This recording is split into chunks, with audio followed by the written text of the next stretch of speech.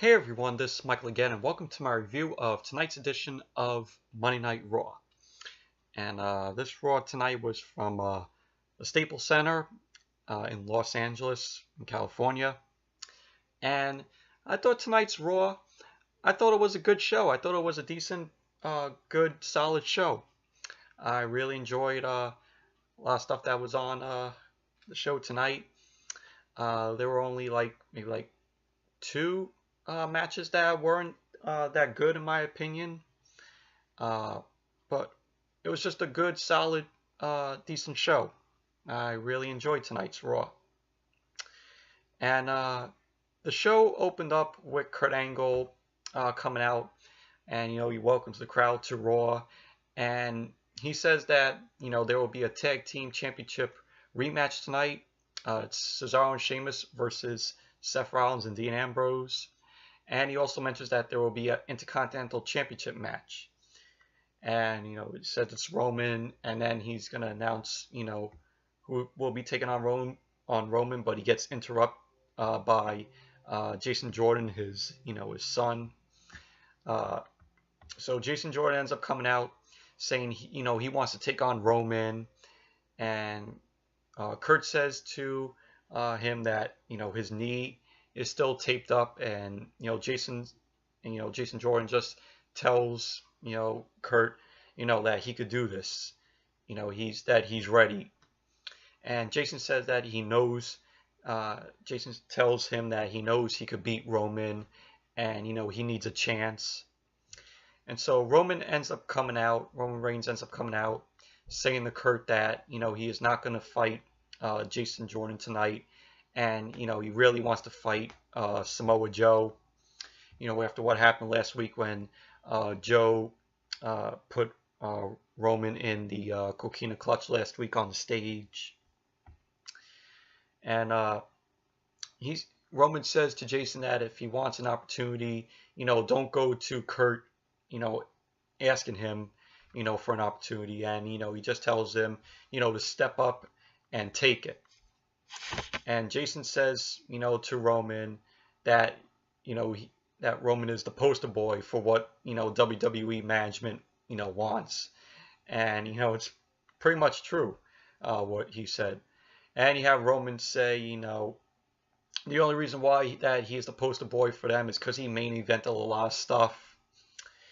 And Samoa Joe ends up coming out saying that, he accepts Roman's challenge, and he's going to give him 5 seconds to revoke the challenge because, he says, Roman will not beat him.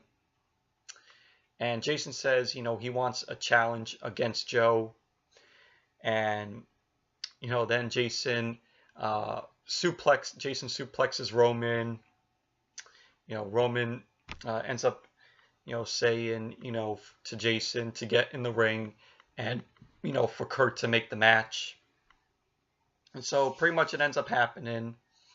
And so the first match is Roman Reigns versus Jason Jordan. Match in the beginning, I thought it was just going to be, a squash match because it was just Roman Reigns just beating down on Jason Jordan, throwing him into the steps, and just trying to take out Jason. And then it actually picked up when Jason Jordan got in control of the match, and pretty much the match was pretty entertaining in my opinion. But you had Roman Reigns win the match, and during this match, Joe was watching from the stage. He was watching the whole match. But Roman Reigns ended up winning the match. This was for the Intercontinental title, I forgot to say. So Roman Reigns ends up winning the match, and he still retains the Intercontinental title because he hit Jason Jordan with a Superman punch and then the spear. And so Roman Reigns retains the Intercontinental title. Then after the match, Joe says, he's coming down and he's going to put Roman to sleep. And we see Joe put Roman in the Coquina Clutch once again. And out of nowhere, we see Jason Jordan come in, and he gives a suplex to Joe. And Roman then gives another Superman punch to Jason, knocking him out of the ring, which was really funny. I ended up laughing how the way Jason Jordan just sold that Superman punch from Roman. So, but all in all, it was an entertaining match. I really liked it. I mean, it started off like it was going to be a squash match where, you know, Roman's just beating the hell out of Jason, but it turned out to be an entertaining match, in my opinion. And then we saw Kurt Angle was on the phone with Stephanie McMahon, and Jason Jordan ends up coming in, and Jason tells, you know, Kurt, you know, he wants another chance next week, and he wants a match against, you know, he wants another match against Joe tonight. And Kurt's like, you want a match? You know, another match? But then we saw Joe then attacked Jason in Kurt Angle's office. So, but it was pretty good segment with Kurt Angle, Jason Jordan, and, you know, Joe attacking Jason from behind. You know, wasn't expecting that. And then we get to the second match. It was Paige versus Sasha Banks, and we had you know, Sonya Deville and Mandy Rose out there at ringside, and then we had Bayley and Mickie James out there also. And this was an entertaining match. This was a good match between Paige and Sasha. This is the first time that Paige has been in the ring in over a year, and was very happy to see Paige back in the ring tonight. Surprised that she didn't have, you know, that ring rust, because whenever a superstar comes back, they've been out, you know, for quite a while. They tend to have ring rust where, you know, they may not, you know, they're trying to work their way back up, you know, and being in, you know, matches, you know, since they were gone. So, but surprisingly, Paige did not have that, you know, the ring rust. She was really good in the match. But you had Paige win the match. She hit the Rampage on Sasha, and there was a little brawl, you know, almost, you know, towards the end of the match, where it was Bayley and Mickie James just taking out Sonya Deville and Mandy Rose, and we also had Alexa Bliss on commentary through the match, which that was really cool. But like I said, Paige won the match with the Rampage on Sasha to score the win. So, but all in all, it was an entertaining, good match. Really liked it, really enjoyed it. And we go back to, after that, we go back to Kurt Angle. Shitty Elias walks in, approaches him, saying, you know, he wants another rematch for the Intercontinental title. Kurt says that, you know, he's going to find Elias a worthy opponent. So it's just that little segment. Sorry about that. But next up we had Enzo Amore backstage. He was with the Zoe Train. He was, you know, telling, you know, Drew Gulak, Mustafa Ali, and Tony Nese, you know, that, you know, he's a winner and that the Zoe Train will never lose. Pretty much he was basically, you know, telling the three of them, go out there and, you know, don't upset me, you know, don't, you know, one of you lose. And pretty much it was basically that with Enzo. And then you had this random show up with Nia Jax. She ends up coming in, and, you know, she just looks at Enzo smiling like, like that. And she just says, what Enzo always says, the how you doing, like that. But it was pretty random, uh, in my opinion, though. But hopefully this doesn't lead to them doing like this storyline where, Nia wants to have, a relationship with Enzo. Uh, I hope they don't do that, because that would be pretty shitty. That would be pretty terrible. But yeah, so we had that backstage with Enzo. Then it was the Fatal 4-Way. It was Drew Gulak versus Cedric Alexander, Mustafa Ali, and Tony Nese. This was a entertaining cruiserweight match. This was a good match. I have to say this was the best match of the night, in my opinion. All four of these guys gave it all they got. It was back and forth between them. They hit really nice moves. You saw Mustafa Ali hit that one move from the top. Was I think a springboard Spanish fly, which Corey Graves pronounced it. He hit that on Cedric Alexander, which was really cool. And towards the end of the match, you had which we thought Cedric Alexander was going to win it, because he hit the lumbar check on Tony Nese, and then he also hit it on Mustafa Ali. And then what it looked like, Cedric Alexander was going to win the match, but Drew Gulak ended up tossing Cedric aside, and then Drew Gulak then scored the win. And so now next week it's going to be Drew Gulak versus Rich Swann. And it's a number one contenders match, and whoever wins gets to face Enzo for the cruiserweight title.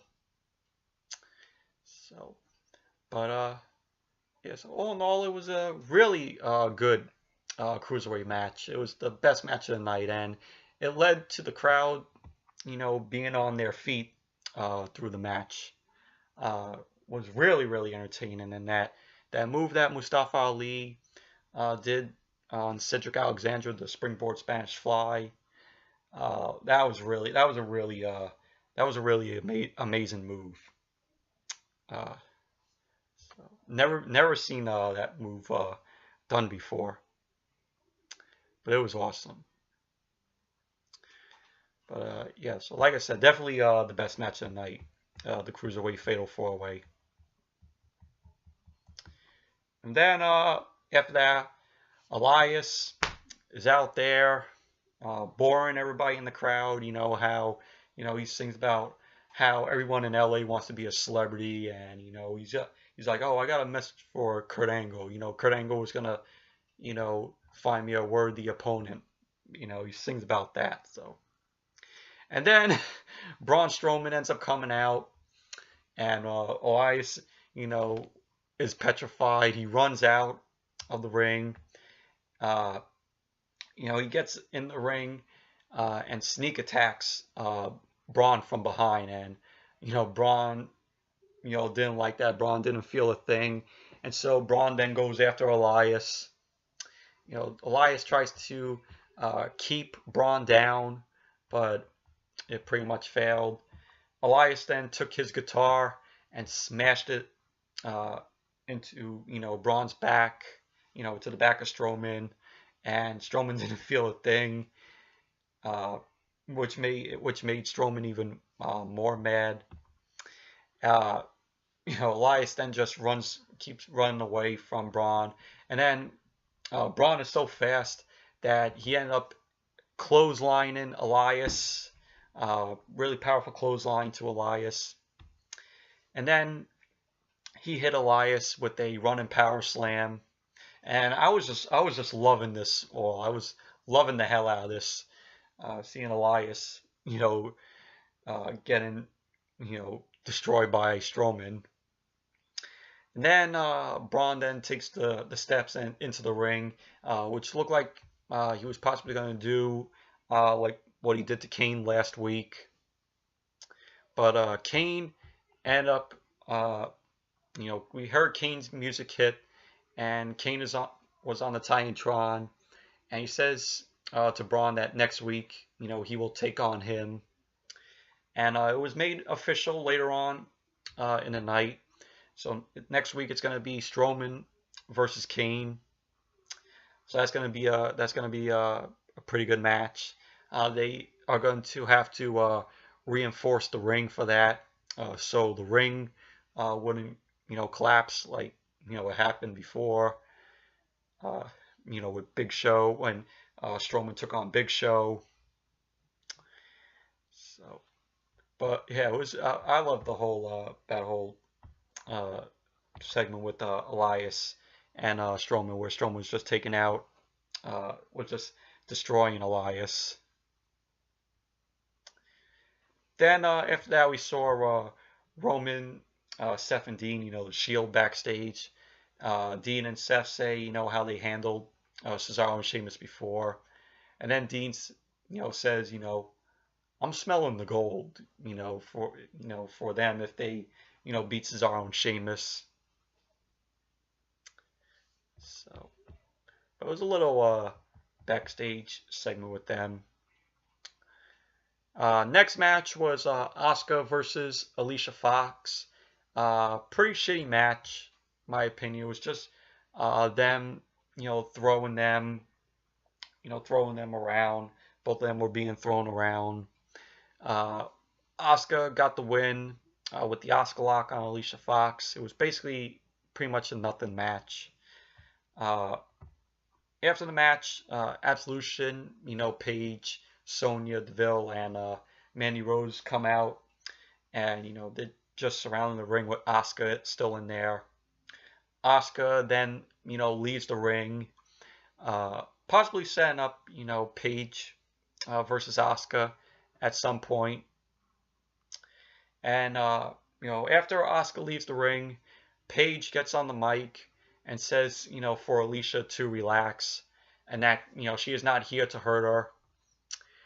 She says that Alicia, Paige says that Alicia is the only one who liked her, and she says oh she loves her as a friend. And then we get Sonya Deville and Mandy Rose. They then attack Alicia, and it's just the three of them, Paige, Sonya, and Mandy just standing tall after that. But yeah, Asuka versus Alicia was a pretty shitty match, in my opinion. And then we had, after that, Finn Balor versus Bo Dallas, which was another pretty shitty match, in my opinion. It was just basically Finn just dominating through the whole match. Bo Dallas didn't really do anything. He just jobbed to Finn Balor. But yeah, so Finn got the win with the coup de grace on Bo. So pretty much it was basically a nothing match. It was a shitty match. Of course, Curtis Axel was out there still. And then after that, we get to perhaps the best promo of the night, which was Bray Wyatt. He was cutting the promo, talking about Matt Hardy, saying that Matt Hardy is a fool, and he knows nothing about what's real. And then it cut into Matt Hardy in his in the WOKEN gimmick, which now WWE is calling it WOKEN, not broken. But you get Matt Hardy in there. He's doing his whole he's doing the whole WOKEN thing. He's like being all psychotic and everything. But it was a good promo. It was a really enjoyable promo. I really am enjoying this Matt Hardy WOKEN thing. Really would love to see how it goes. Hopefully WWE doesn't fuck it up. Sorry about that, but I was basically saying I hope WWE doesn't mess up, doesn't fuck up this whole Matt Hardy WOKEN thing. Which I'm really glad that that Matt Hardy got the rights to use this gimmick now because from what I heard, TNA got like a new like. Well, I don't follow TNA. I never watched TNA. Only once I did, and I was bored by it. Though, but shitty TNA. Which now I think it's GFW, Impact Wrestling. But from what I heard, they got like a new person in charge there, and they just let Matt Hardy just take the gimmick back, the broken gimmick. So, but that's really awesome though. That's really cool that they let him have the broken gimmick back because he was the one who created it. He owns he owns the rights to doing that at first. Because he created that gimmick for TNA. Though, but I'm really looking forward to how WWE is going to handle this whole gimmick, the whole broken gimmick with Matt Hardy. He's only woken as of right now, though. But this was the best promo of the night, in my opinion. It was really awesome. Really would like to see how, Bray Wyatt and Matt Hardy have their match, with these two going at it. I think it's going to be really awesome.